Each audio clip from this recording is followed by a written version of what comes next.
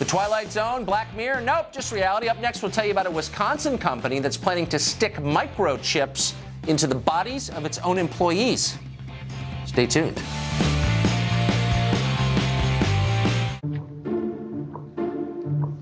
A dairy cow that talks to farmers. What kind of sorcery is that? It's not the magic wand kind. It's the RFID collar and Internet of Things kind we created with Chiddly Dairy. So every cow can let farmers know how she feels and what she needs to be healthier. All with a simple text. Ta-da! Magic can't make digital transformation happen, but we can. That's the power of VMware, part of Dell Technologies.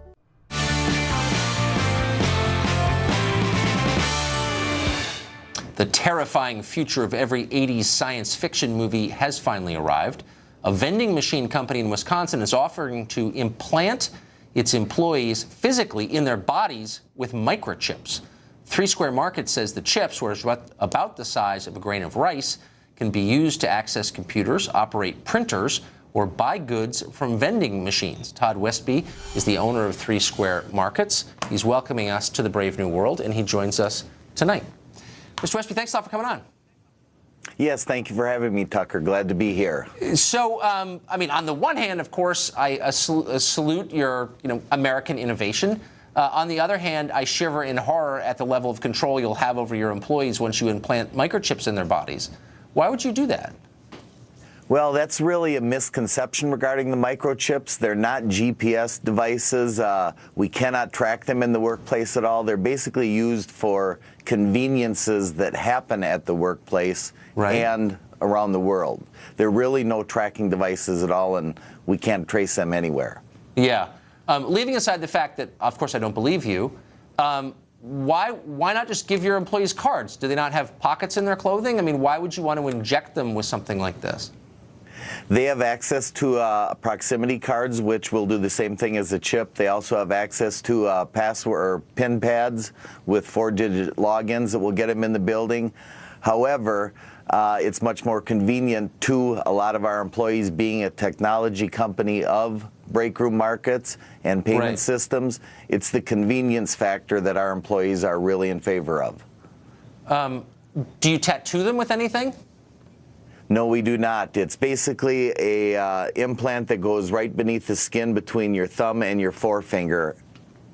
Now, if an employee had this implanted in his or her hand and then left your company, quit, could you pull them back using the chip?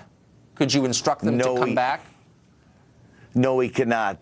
Chances are they'll probably keep the chip in, because we have a lot of non-employees that are actually going to be implanted with the chip on Tuesday next week, along with we've had calls from several hospitals and about over 20 businesses that are very interested in getting this chip.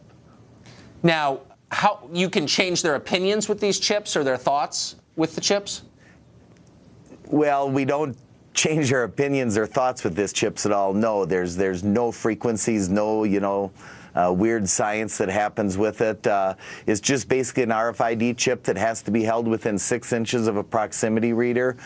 And earlier you mentioned passwords and people having access to them. One of the benefits of this chip is it literally eliminates passwords whatsoever anywhere within the business, and you can log in with your microchipped hand so that nobody knows the passwords, not even you. Oh.